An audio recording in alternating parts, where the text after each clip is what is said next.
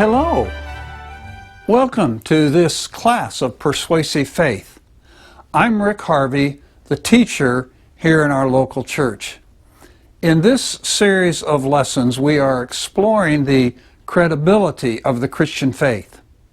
If you find this lesson helpful, don't forget to hit the like button, and if you want to make sure you see future lessons, be sure to subscribe.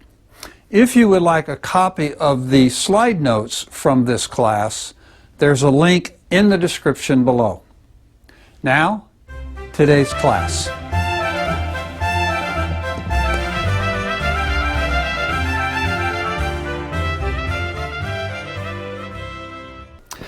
Okay, so the last two or three lessons we've just been doing introductory things, just kind of getting our feet on the ground as far as apologetics is concerned, what it is, why we do it, and last week, of course, we talked a lot about just what we want our lives to be like spiritually, so that we're in a place that the Lord can use us in doing apologetics. So now today we're going to launch into the kind of the meat of the course, the meat of the class, which is the various subjects that people wrestle with or that we confront with people when we're doing apologetics. And as I mentioned before, I break this down in various subjects, subject categories or modules, and so this first module is going to be on epistemology. And as I think I mentioned last week, epistemology falls actually in the category of philosophy, but it has to do with the whole idea of knowledge and how do we know things. Now, throughout the course, at the beginning of the lesson, oftentimes I will give you a list of recommended resources. And my purpose in doing that is so that in the future, when you encounter questions in these areas or something, and you may go, oh, gee, I don't remember what Rick said or whatever, you can go pull out your notes and look through the notes. But if you want to examine these areas further, if you want to study them further, you'll have some resources you can go to, books you can go to, either you can borrow or you can buy and read. So if you encounter somebody, and maybe in an area that we're talking about, they're asking questions that maybe we didn't talk about in class, or maybe they're more advanced than what we talked about, you can oftentimes just go to these resources and find a book that will help answer those questions that either you can read and then share with somebody, or you can just encourage them to read the book. Just either give them a book or direct them towards the book. So that's the point of the resources. And for this whole area of epistemology that we're going to be talking about in the next 2 or 3 weeks, today and the next couple weeks, a tremendous resource is this book by Moreland and Craig. They're two Christian philosophers, and it's actually a textbook on philosophy, the philosophical foundations for a Christian worldview. And we're going to be talking about a lot of areas of philosophy over the next number of weeks, including epistemology.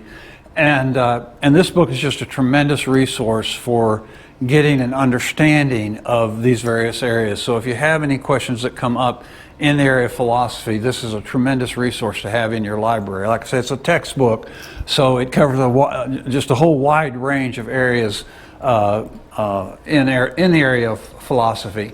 William Plantinga is a leading Christian philosopher.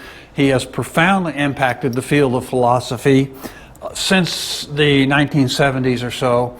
And he's written a couple books. Knowledge and Christian Belief is fairly advanced. It's pretty advanced reading. You'd have to work to get through it. He's written another one's not quite so hard, Where the Conflict Really Lies, that deals with some of these issues about how do we know things and how our minds work and that sort of thing. And then there's this very interesting little book by an atheist, actually. An atheist philosopher. He's a philosopher of the mind.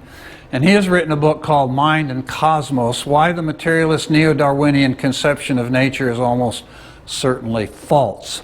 And we'll encounter this book a couple more times over the course of the months ahead, particularly when we get into the science module. But he deals also with a lot of the areas that we're talking about today and the next couple of weeks. So those are just some recommended resources. I'm going to be throwing out some terms. So just so we know what we're talking about, the word, the term epistemic, we'll talk about, we'll use the term epistemic. It's an adjective that refers to the whole subject of knowledge and knowing. So it's kind of a fancy term, but don't let it throw you out. It's just a reference to this whole subject of knowledge and knowing. So of course epistemology, which is the title I've given to this module, epistemology is just the study of the nature and the grounds of knowledge. And then there's something we'll talk about quite a bit next week. We'll talk about some today, but we'll talk about quite a bit next week. It's called epistemic justification. So big, long term, but really all it has to do with is how one justifies one's claims to knowledge. So if I claim to know something, how do I justify that claim? If I claim there's a blue stripe on the wall there, here in the room, what is the basis of that claim that I know there's a blue stripe on the wall? Okay, so it's this. It's called epistemic justification. How we justify what we know. All right. So to some of us who tend to be more kind of objectively oriented, some of this stuff may seem kind of abstract, So we might be asking ourselves, why are we thinking about something? I want to learn about the resurrection and the Bible and that sort of thing. So why are we studying and why are we thinking about epistemology in an apologetics class? Okay, and there are actually a number of reasons. Does anybody have any ideas why we'd study this subject in an apologetics class? You have to know what you know. Say again? I said you have to know what you know, otherwise you can't build a good foundation. Okay, all right, good. You got to know you know. And how do you know you know? All right? And actually, as it turns out, as I said, there are a number of reasons. And one of the main reasons is that today, a lot of people are really confused about knowledge and how we know things, all right? So they don't understand what knowledge is exactly, that, you kind of think, well, everybody knows what knowledge is. Well, as it turns out, not so much so, all right? And so what this does is this often leads people to think that there's some kind of a conflict between faith and knowledge. So you can have either one or the other, but they're kind of antithetical to each other. So you can either believe something or you can know something, all right? And that dichotomy in people's minds comes in part from a misunderstanding of what knowledge is. In addition to that, for many Christians, and I think this is really quite prevalent, for many Christians, they're really confused about the role of knowledge in the Christian faith or in the Christian religion, okay? So there's confusion about the role of knowledge in all aspects of the Christian life, but particularly as it comes to the issue of faith. And what is the relationship between knowledge and faith? And because they're confused about this, oftentimes the importance of knowledge gets played down. A third reason that we need to think about it is because many people today believe that our source of knowledge, where we get knowledge from, is more limited than it actually is. So they've really constricted it down, and they have a mistaken idea that you can only get knowledge from a very certain limited source, and they don't understand the breadth of things that we actually get knowledge from, and we function that way every day. We get knowledge from all kinds of different sources, not just from the limited range that they imagine, and we'll talk about that more here a little bit later today. Also, and you probably may have come across this, for a number of people today, it's become more popular to think that it really isn't possible to know anything. They question the possibility of knowledge at all. And that expresses itself in a couple different ways. One is just kind of an overt skepticism about knowledge. The knowledge just isn't possible. And then kind of another expression of that skepticism comes out in postmodernism, where you have your knowledge and I have my knowledge, and they're both true, but they're actually in conflict with each other. So we need to wrestle with that. A fifth reason is there's a misunderstanding about the whole idea of certainty. How certain can we be? Is it possibly certain? Is what we call absolute or total certainty possible? These are questions that people oftentimes are confused about, and it makes our task more difficult in sharing the gospel with some people. And then, of course, there's a great deal of confusion just about what truth is.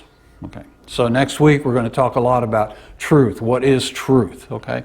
Because people are very confused about that. They're very relativistic about the idea of truth. And of course this makes it very difficult when you're sharing the gospel with somebody and they say, well, that's your truth, but that's not my truth, right?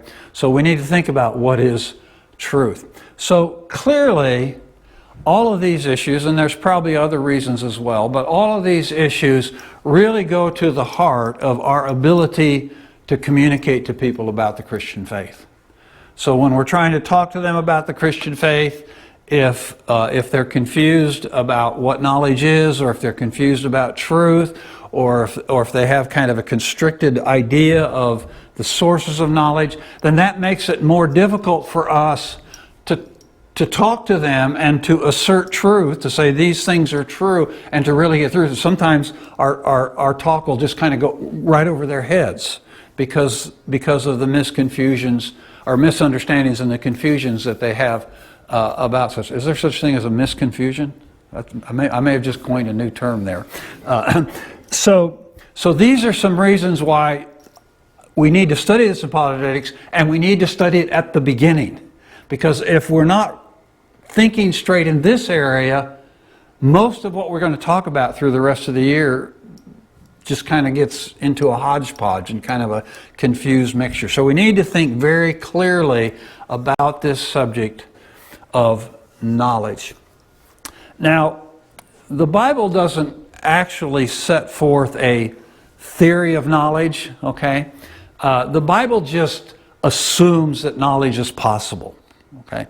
So you read through the Bible and it's very clear that you get this kind of assumption of knowledge.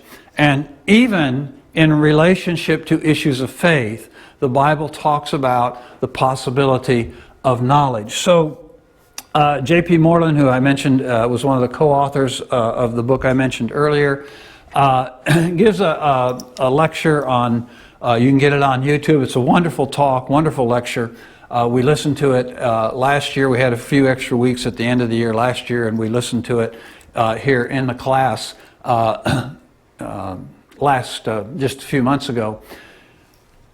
He gives this lecture on loving God with all your mind. It's about a 45-minute lecture, so I highly recommend it if you've got some time and you want to listen to some edifying things.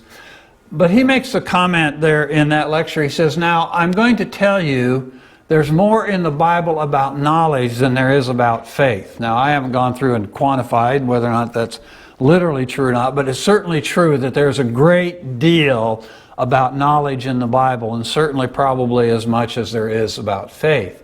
He says the Bible doesn't say we have faith in God. Now, he doesn't mean by that we don't need faith in God. What he means is the Bible doesn't say we have faith God exists. Okay, that's his point. So he goes on and says the Bible says we know God exists. So it doesn't say we believe God exists. He says we know God exists. The Bible is clear. There is knowledge of God and knowledge He exists. Okay? So what are some examples? Actually, there are quite a few, and I've just listed a few here for you in your notes. In Genesis 15, I find this particular reference to knowledge interesting. God is talking to Abraham. He's called Abram at the time. He's talking to Abram, and he says, know for certain your descendants will be strangers, and he talks about them being in Egypt and also. So God is telling Abram something that's going to happen in the future. And he doesn't say to Abraham, believe or have faith that your descendants will be strangers in Egypt. He says instead, he says, no, you know, you can know, you can have knowledge that your descendants are going to be strangers. He's talking about something's going to happen hundreds of years in the future, all right? In Exodus chapter 6, he says to the children of Israel, you will know that I brought you out of Egypt. So for the children of Israel, they didn't have to just believe. It wasn't a leap of faith that God brought them out of Egypt. They knew God brought them out of Egypt. They knew they'd come out of Egypt, but more than that, they knew that it was Yahweh that brought them out of Egypt. In Deuteronomy, he says, know that Jehovah is God and there is no other. So he's instructing the children of Israel, and he's actually telling them, here's some knowledge you can have, and I'm telling you, you need to do this. He's actually commanding them. He's instructing them to have some certain knowledge. This knowledge that it was that God is that Jehovah is God and that there are no other gods. Okay. In Job, Job says, "As for me, I know that my Redeemer lives." He doesn't say, "I believe" or "I have faith that my Redeemer lives." He says, "I know that my Redeemer lives." In Matthew chapter 16, Jesus talks about knowledge in relationship to nature. So he says, you know how to discern the sky. This is a particular type of knowledge we'll talk about in a minute. But he says to the people, he says, you can look at the sky, you look at the clouds, you look at the weather, and you can discern, you have knowledge of what's going to happen in the next few hours or next day or so based on the way the sky looks. He refers to that as knowledge. In John chapter 6, the disciples say about Jesus, they say, we have believed and come to know that you are the Christ. Okay, so initially in their encounter with Christ, he says, we believed you were the Christ, and we have now come to know that you are the Christ. So we see this kind of interesting connection between belief and knowledge, and it's like belief is a prelude to knowledge, it seems like, in this verse. In 1 Timothy, Paul says a very similar thing. He says, I know whom I have believed. He says, I know whom I have believed. So, again, with Paul, he's somehow connecting this idea of belief and knowledge together. So, we're dismantling this idea that these two are antithetical. They're connected together somehow. And Paul is saying, well, I believe it, but it's more than just simple belief, it's knowledge. Okay? Referring to whom he has believed in. And then in John chapter 5, John's writing in John chapter 5, and he says, I've written these things to you, he says, in order that you who believe may know that you have eternal life. So he says, okay, now you've believed, but I'm writing these things so that it'll be more than belief, simple belief, but that'll actually be knowledge. So we see this all the way through Scripture. We see this idea of belief and knowledge kind of linked together very closely. And we'll see how that works here in a minute. So not only does the Bible assume the possibility of knowledge, which we've seen from these verses, and of course we could look at many, many, many other verses. Not only does the Bible assume the possibility of knowledge, but actually God holds us accountable to knowledge. In two ways at least, specifically. First of all, he holds us accountable to know certain things. There are certain things we ought to know, and God holds us accountable to know them. And a classic example of that, of course, is in Romans chapter 1, where Paul says, for the wrath of God is revealed from heaven against all ungodliness and unrighteousness of men who suppress the truth in unrighteousness. So they have the truth, but they're suppressing it, and because they're suppressing the truth, God's wrath is expressed against them, right? So he says, because that which is known about God is evident within them. So he's talking about things about God, he says, that we know. There are certain things we know about God, and the reason we know it is why. What does he say? Because why? How do we know these things about God? They're evident within us. God has somehow placed within us the evidence we need to know about God. And this is why Moreland makes the comment that he does, that we don't simply have faith that God exists. We know God exists. And in part, one of the reasons we know God exists is because he has put evidence within us that we have. And that actually for those who claim not to know God exists, what he says is that's being suppressed. That evidence is being suppressed. And because of that, God's wrath. Okay? So God holds people accountable to know certain things that he has made it possible for us to know. The second thing is God holds people responsible to act in accordance with the knowledge he expects them to have. All right? So again, a little bit further there in Romans 1, he says they are without excuse. God's wrath is coming. They're without excuse. They can't say, well, God, you're not just in doing this. They're without excuse, he says, for even though they knew God, they did not honor him as God or give thanks. So they had a knowledge of God, but they did not act on that. They did not act in accordance with the knowledge they had, and so they're without excuse. We get the same idea in James. So James says, therefore, the one who knows the right thing to do and does not do it, to him it is sin. So there's another area of knowledge, the knowledge of right and wrong. All right? And so James is saying that we have a certain knowledge of what's right, and if we don't do that, he says that would be sin. So clearly, not only does the Bible assume the possibility of knowledge, but God holds us accountable to know certain things we ought to know because he's provided us with sufficient evidence, and God holds us accountable to act in proper accordance with those things that we know or that we ought to know. Okay?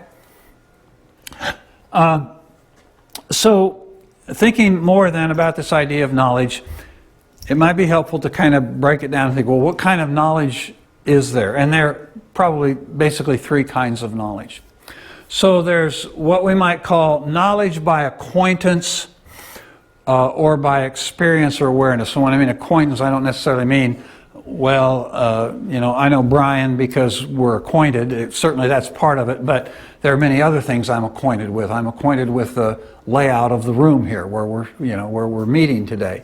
There are a lot of things that I have a direct experience of, and that gives me knowledge. So in my case particularly, I have knowledge that there are pyramids outside of Cairo, Egypt. Okay, and you may know that too, but have any of you been to Egypt? Okay, well, I know it because I've actually been there. I've ridden on a camel around the pyramids outside of Cairo, Egypt. All right. So we all have knowledge of the pyramids there outside of Cairo, but I have a different kind of knowledge than you have. I have experience of them. I've actually seen them and walked around them and ridden a camel around. Had to pay good money for that, but the guy charged me to get on his camel. And then, of course, the camel gets up and he rides. And then at the end, he wanted to charge me to let me off. I didn't pay him to let me off. He just let me off. He was just joking, of course.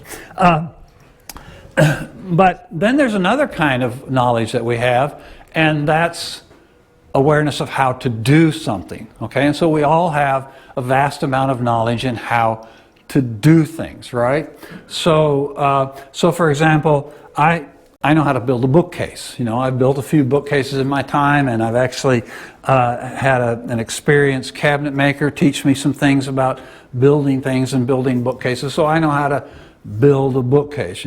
Brian over here, I assume you know how to make some prescriptions and how to deal with medicine. That's knowledge that you possess in how to do things, and we all have various things that we can do that we have knowledge of. And then there's what's called propositional knowledge. And this is an awareness that we have by description. So when I talked about the pyramids, I said I have a knowledge by acquaintance, but you guys know they're pyramids, right? How do you know they're pyramids?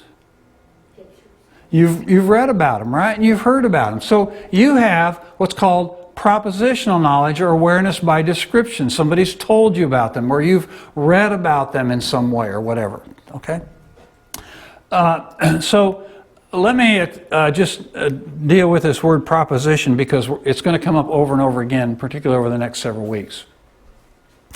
Is when philosophers use the word proposition, what do they mean? So when we think of the word proposition, we might think of somebody suggesting we do something, or maybe a young man, making a proposition to his girlfriend that they get married or whatever. Okay, so oftentimes we think of proposition that way. That's not really what's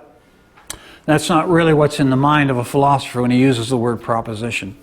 So typically when we think of proposition, we think of the words that we say. So somebody's saying such and such, all right. But when a philosopher is talking about proposition, he's not talking about the words. He's talking about the concept behind the words. So if I say to you here, Kyle's jacket is blue, okay? I've given you a proposition, but the proposition is not really my words. Kyle's jacket is blue, okay? That's not the proposition. The proposition is the blueness of Kyle's jacket. And the way this can be illustrated is, I can share the same proposition. Well, I can't, but somebody could. I can give you the same proposition in English and French and Swahili. I can give it to you in any number of different words. So the proposition is not so much the words that are said, but it's the content or the idea behind the words. Okay? And so when I use the word proposition, understand that's what I'm meaning. I'm not using a reference to the specific words somebody says, but I'm using a reference to the content behind the words. All right? So propositional knowledge is knowledge of content, that comes to us oftentimes through words, but it's the concept behind the words, and we all have a great deal of knowledge that way. Okay? So these are the three different kinds of knowledge that we'll experience. But they're all knowledge. All right? They're all knowledge. So I can have different kinds of knowledge and still call it or think of it as knowledge. So, for example, in the area of propositional knowledge, I know that the southernmost continent is Antarctica, but I don't know it because I've been there. I don't know it because I've flown in outer space and seen it there. I just know it because a lot of people have told me that, and I believe them, right? So now that we've talked about knowledge here for 20 or 30 minutes, maybe we should stop and define it, right? What is knowledge, okay? And actually it's pretty simple. Knowledge is what is called justified true belief. Now I say it's simple, and I say this is what it is, but of course, as everything else in the field of philosophy, there are people who challenge that, okay? So I'll just mention that. I'll come back to that here in just a minute. But we're going to operate off of this definition that knowledge is justified true belief, and we are, if you'll pardon the expression, justified in doing so, because this has really been the standard definition of knowledge since the days of Plato. So for well over 2 millennia, this is how we in the Western world have defined what knowledge is. Knowledge is justified true belief. And so clearly then we're getting three parts to this idea of what is knowledge. And the first part is belief. Knowledge is belief. So this is why we see what we see there in the Bible with that very close association of belief and knowledge, is because knowledge is in fact belief. That's what it is. All right? So it is knowledge is made up of belief, and a belief is just something that you hold in your mind. It's just something you hold to be true in your mind. It's your belief, okay? And knowledge is made up of beliefs. All right? But there's another element to knowledge that that goes beyond just simple belief, and that is that the person who knows something has some kind of justification for what they know. They have some reasons, or they have some evidence. They have justification for holding to that belief. All right? And then the belief, which is justified, has to be true. It has to correspond to reality. And we'll talk about what truth is next week. But it has to correspond to reality. So if I know something, if I say I know something, what I'm actually saying is I believe it. I have some level of justification for it. We'll talk about that in a minute.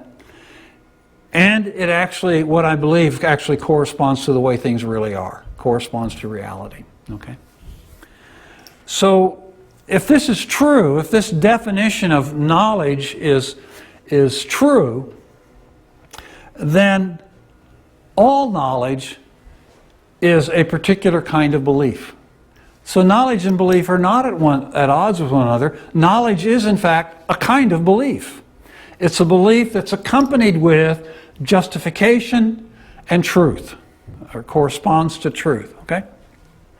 So when somebody says to you, well, I know something, and you only believe something, we can challenge that.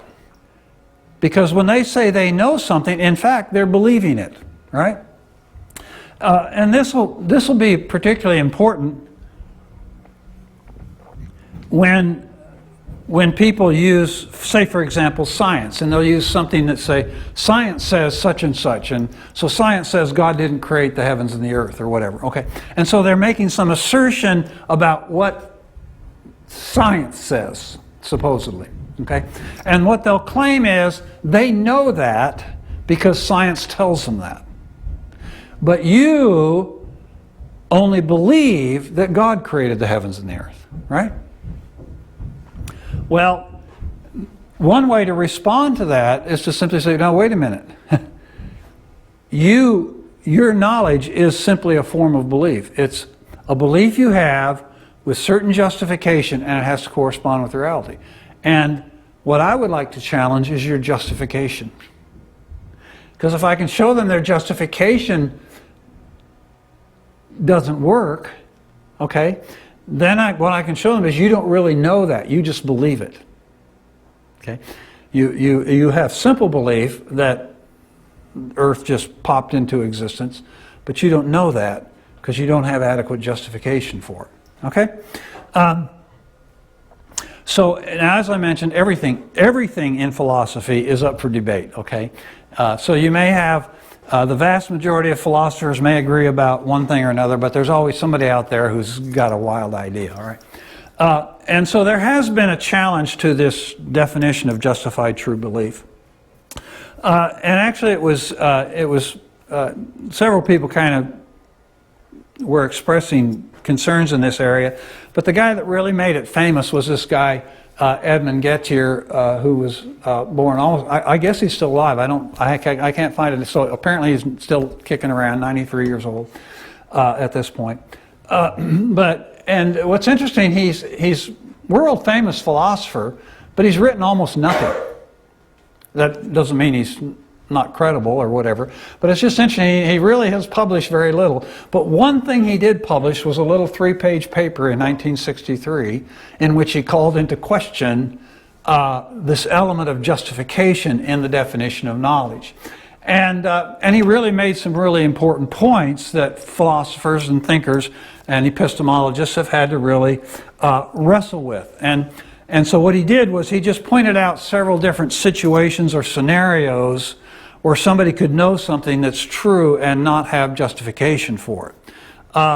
And philosophers, and like I said, epistemologists have been debating it ever since then as to whether or not his arguments are valid and his examples are valid or whatever. And these are referred to as Gettier-like examples or Gettier-like problems in relationship to this area of epistemology.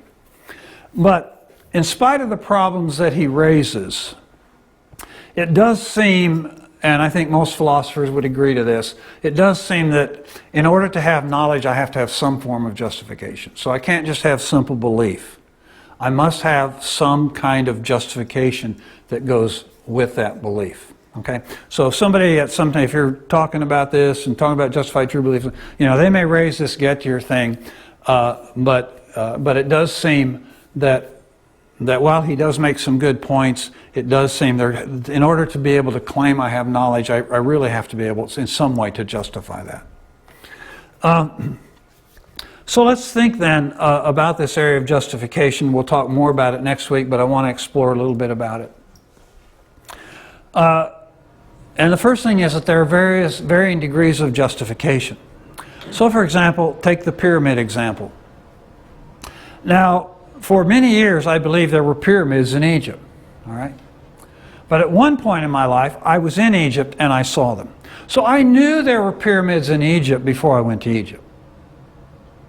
But after I went to Egypt and I saw them, now I have more justification than I had before, right?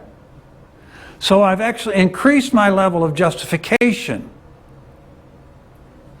But all along I've said, I know. I know there are pyramids in Egypt, but I hadn't seen them. But I had justification because I had that propositional type justification, right? I had things people told me and things I'd read and pictured I'd seen, right? So I had knowledge and I had a certain level of justification for that knowledge. And so I didn't say, I believe there are pyramids in Egypt. I said, I know there are pyramids in Egypt, right? But then later, my justification increased because I had been to Egypt and seen them. I had more justification than I had before, right? So I really, in some sense, have more certainty than I had before. But I still say I had knowledge, all right? So in other words, we can have varying degrees of knowledge, and what that means is we have varying degrees of justification, which means that we can have varying degrees of certitude or certainty about something. I can say, okay, I know this is true, I know this, and I have quite a bit of justification for it. And so I can say, well, I'm certain of that. But then I go along and I get more justification for it. And so I'll still say the same thing. I'll say I know it, but I'm going to be saying it with more certainty than I was saying it with before. So I can have knowledge with varying degrees of justification. I can have knowledge with varying degrees of certainty. All right? So you can kind of picture this whole idea along a line. Okay? So it's possible that you can have a false belief, and you may have no justification for the belief, or you just may have what you think is justification, but it's not really warranted justification. It's you're misunderstanding something, or you don't have complete data or something. Okay, so you can have false belief with no justification, or you can have a true belief without justification. You can believe something's true without justification. This is the thing that Gettier gets into, okay, in his examples. You can have true beliefs but not have justification for them. And most people would say in that case that you can claim belief but you can't claim knowledge. All right? And then as you go along the line of belief, you can come to true belief with justification, understanding that justification can increase with more and more information. So I get to a point where I have true belief with a certain level of justification, and if that justification can increase, then it's helpful to think about it in this terms. That I can, at one point, I can have certain things I hold to be true, I believe to be true, and I have some justification for them. Okay, but I may still say at that point, I believe. But as that justification increases, at some point, and I'm not trying to imply here there's a hard and fast line of where that point is, but at some point, I'm going to quit saying I believe and I'm going to start saying I know. And that's what we saw with the disciples, right? They said, we have believed and now have come to know. What are they saying? They're saying at one point, we believed you were the Christ, and we had a little bit of justification for that. But as we continued to see your miracles and listen to your teachings, and that justification increased, eventually it got to a point where, okay, we know this. Okay, it's not just simply we believe it, but our belief is now belief accompanied with justification associated with reality, so now we know it. Okay? So when we think about justification in relationship to the subject of doing apologetics, what apologetics does is it helps to add to our justification to our belief.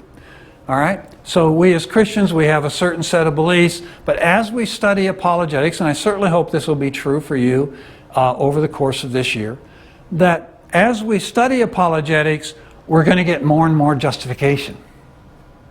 We're going to see more and more evidence for the truthfulness of these things, all right? And so what that means is that as Christians, as we study apologetics, hopefully, ideally, what's happening is it's moving us towards higher levels of certainty. That doesn't mean you're not certain now, but what you'll be doing is increasing that level of certainty, that level of confidence you have that what you believe is true, all right? So that's how it works in the life of the believer. But of course also, one of the primary reasons we do apologetics is for unbelievers. And what we're wanting to do with apologetics is we're presenting them to something we hope they will believe. But in addition to that, we're giving them evidence. Through our apologetics, we're giving them data, we're giving them information, we're giving them reasons to believe that Christianity is true, in hopefulness that eventually they'll go, okay, I believe it, and maybe even eventually go so far as to say, okay, I know this is true. Okay? So that's what we're doing in apologetics. One of the things we're doing in apologetics is we're seeking to increase the level of justification for the things that we believe or that we hope others will come to believe. But then there's this little issue called defeaters, okay? And a defeater, again, is the term that philosophers use. A defeater is some information that comes your way that appears in some way to counter your belief. So you have a belief, but then you get some information or somebody tells you something and it begins to kind of counter your belief and therefore to defeat it, okay? And you can have various levels of defeaters. You can have a strong defeater. So you believe something, you may even say you know it, okay, because you believe it and you've got justification and that sort of thing. But this strong defeater comes along that just completely overthrows your belief, okay? So, and this has happened to many people. Maybe they grew up in the church or whatever, and they grew up reading the Bible, and they grew up, believing that God created the earth, and God created life, and God created the species, and that sort of thing. And then they went to school, or they went to college, they went to high school, or whatever, and they studied Darwinism and that sort of thing. And it came across so strong, it just overthrew their faith. Okay, happens time and time and time again, right? We probably all know people like that. Okay. In this case, for them, Darwinism was a strong defeater, and it overthrew their faith. All right. But you can also have weak defeaters. So these are things that come along that kind of just throw a monkey wrench in things, and they don't completely overthrow your faith, but they're just kind of like a thorn in the flesh, so to speak. They're just something that's sticking in the back of your mind, and you go, well, I still believe what I believe, but I don't know what to do with this, okay? So you can have strong defeaters and you can have weak defeaters. Now, there are people who, like I mentioned, Darwinism, for them, Darwinism was a strong defeater. For other people, Darwinism is a weak defeater. It doesn't overthrow their faith, but it's just out there, and they don't know how to process it, they don't know how to deal with it, and it's troubling to them, all right? But we're not just left with defeaters. Lest things get too simple, we have defeaters. Okay? So what is a defeater? Well, it's exactly what it sounds like. It's a defeater that defeats the original defeater. Okay? It's a defeater. It's some information or fact which counters the defeater. And so in doing so, it reinforces or reaffirms the original belief. So you have original belief, you get hit with a defeater that looks like it undermines your belief, but then somebody comes along and gives you a defeater that defeats the defeater, and it reaffirms the original belief. All right? Well, that's what apologetics is about, folks. One of the things is increasing people's justification. Another thing that we're doing is we're providing defeaters, because there's a lot of things out there that people imagine are defeaters for the Christian faith. Whether it's Darwinism or certain beliefs in philosophy or certain things they say about church history or about Jesus or about the unreliability of the Bible or any number of things. And they have these defeaters, and they come and you say, well, I believe the Bible. And say, well, you can't believe the Bible because such... And they hit you with a defeater. And one of our objectives in apologetics is to give it a defeater. To say, now, wait a minute, that's not true. Your defeater doesn't work because it's faulty in this point or that point. So we have defeaters and we have defeaters. Okay? So I've been talking about certainty and certitude and levels of certainty. And so now I want to address specifically the question of what's called absolute certainty. And what do we mean by absolute certainty? Well, philosophically, absolute certainty is defined as something which it's impossible to be mistaken. It's impossible logically to be mistaken. Okay, so how certain am I? Well, is there some logical argument that could mean I'm mistaken? All right. Now, the logical argument doesn't have to be a feasible argument. All right? It only has to be a logical argument. All right. So for example, in the movie Expelled, I don't know how many watched the movie Expelled, but it's kind of a documentary. And I won't go into details on it for time's sake. But in the movie Expelled, Richard Dawkins is being interviewed. Of course, he's this famous atheist from Oxford, a biologist or whatever. And he's being challenged in the movie. He's been interviewed, and he's being challenged as to how did we get life on Earth? Okay, so of course he's a biologist, and so he's all big on Darwinism stuff, but Darwinism doesn't really talk about the beginning of life. It just talks about where the species come from, okay? So he's being challenged on this question of where does life originate? And the person who's interviewing him is suggesting that God created life. And of course, Dawkins, as an atheist, is totally unwilling to accept that.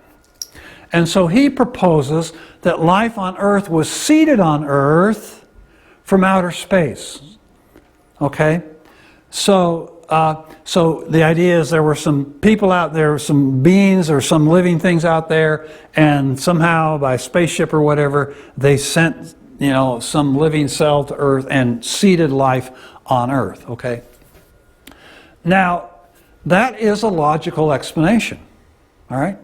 I mean, there's no reason logically, it's just talking about it strictly, and we'll talk about logic in a future lesson, but just strictly speaking, as a logical argument, there's nothing wrong with it. So you can make a valid logical argument. It's just incredibly far-fetched, right? So it can be fallible, but still not be likely, right? Okay. It can be logical and still not be likely, right? So when we're talking about absolute certainty, what we're saying is that nobody can construct a logical argument that would counter your belief, okay? And that's what's called absolute certainty. Now here's what we need to understand about absolute certainty, is that level of certainty is almost impossible to reach in almost every area, okay? the only area I know of where it may be possible to achieve absolute certainty is in the area of mathematics. Okay. In every other area, almost there, certainly almost every other. Now, the first year I taught this class, I was talking about this point, and I said, absolute certainty is impossible to achieve. And one of the wiseacres in the class said, "Are you certain about that?" And so I've had to be careful how I say this. I just wasn't being careful, okay? So I can't say absolutely that it can't be achieved, but it does seem, and most philosophers would agree, that absolute certainty cannot be achieved in virtually all areas, except with, like I say, a few possible exceptions, of which mathematics may be one. Okay. So what I'm telling you is, when it comes to the issue of the Christian faith, absolute certainty cannot be achieved. Now, I've been talking about certitude and being certain and more certainty, okay? But I am not claiming that we can have absolute certainty. Paul makes this very clear in 1 Corinthians 15. If you can disprove the resurrection, you've destroyed Christianity, right? So all you need to do is construct a logical argument that's reasonable and feasible that Christ did not rise from the dead, or that Christ didn't live, okay? And you could feasibly construct a logical argument. It's feasible you could construct a logical argument. The question is just how likely is that? So for example, when we talk about the resurrection, we'll talk about the logical arguments that people have constructed against the resurrection. And then we're just going to ask how likely are those arguments, okay? And we're going to show that they're highly unlikely, all right? So this level of certainty, this absolute level, is impossible to achieve, but that does not mean that we can't achieve very high levels of certainty. All right? And the reason this is important is because sometimes you'll have people say something like, "I won't become a Christian until I'm absolutely certain it's true." Or you'll ask, maybe you're talking to an atheist, and, "Well, what would it take for you to believe that God exists?" And they'll say, "Well, when you can show me with absolute certainty that God exists, then I'll believe it." Okay? And when they're doing that, oftentimes they're just demanding just an unattainable level of evidence. All right? And what's interesting, and one thing we can point out to them is they don't demand that in any other area of life. There are many areas of life in which they're highly certain, but they don't have absolute certainty. So, for example, you think you're sitting here in this room listening to me, but in fact, you're a Boltzmann brain. Okay, a Boltzmann brain is a brain in a vat controlled by a mad scientist who's got wires going into your brain, okay, and he's making that brain in the vat think that you're here in this body, in this room, listening to me, okay, and so you don't really exist, you're just, and there's no way you could prove that false. You can't prove that false. Through any kind of logical argument, you can't prove that false. Because anything you say, the person would just say, well, that's just the input you're getting from the mad scientist, right? So that's a logical argument, given the premises that that's even possible to have a brain in a vat and do that kind of thing. It's a logical argument. It's just incredibly far-fetched, right? So none of us believe that, right? We don't believe it. But we can't say with, we can't say with absolute certainty that we're not a Boltzmann brain. There's always so. But if you ask me, am I certain I'm not a Boltzmann brain? I'd say, yeah, I'm certain. But I just don't claim absolute certainty, right? Nor do I demand absolute certainty when it comes to matters of the Christian faith.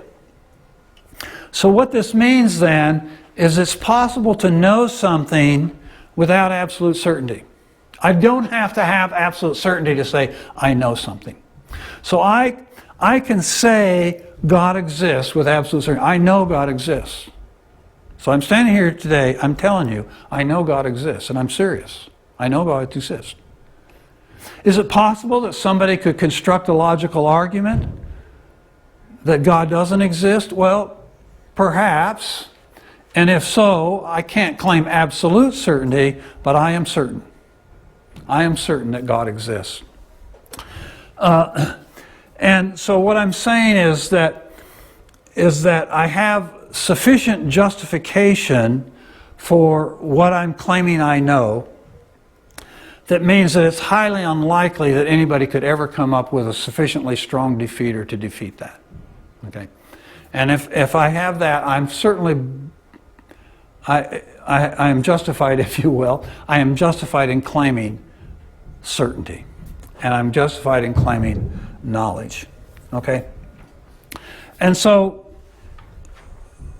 the Christian philosopher Richard Swinburne, who's done tremendous work in the area of the existence of God. He's from Oxford. Talks about what he calls the principle of credulity, and he just cuts to the chase on this. And his principle of credulity is just simply this: what one seems to perceive is probably so. So he's just kind of cutting to the chase, right? Okay, so we got all this highfalutin philosophical discussion, and what he's saying is, if you perceive it, that's probably right. Okay, he doesn't mean it's infallible. He doesn't mean you couldn't be wrong. He's just saying the best way to operate is if you perceive it so, then it's probably so, until you're given some reason not to perceive it so. All right? So what are some places that we get knowledge? I'm going to go through this very fast because we're short on time here. But what are some sources of knowledge? And one of them, of course, is perception. So that which we can perceive through the five senses, through hearing, smelling, touch, and that sort of thing. There are those who believe that that's the only source of knowledge, and that belief is called empiricism. It comes from the word empirical. So the idea is the only source of knowledge you can get is through the five senses. A second way we get knowledge is through reason. And reason is just simply deducting truths from existing knowledge. So you have some body of existing knowledge, and from that you deduce other truths, okay, and that's the reasoning process. But there are those who believe that that's the only way we get knowledge, is through reasoning, all right?